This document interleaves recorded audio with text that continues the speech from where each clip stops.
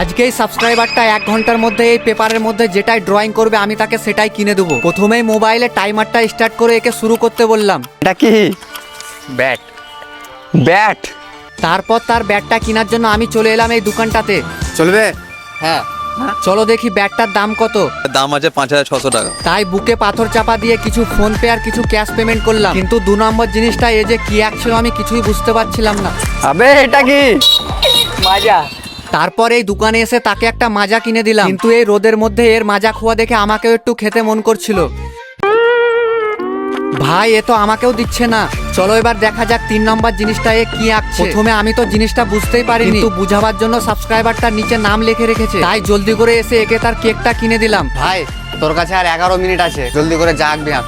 কিন্তু লাস্টের জিনিসটা এ এমন কিছু আঁকবে সেটা তো আমি কখনো ভাবিনি।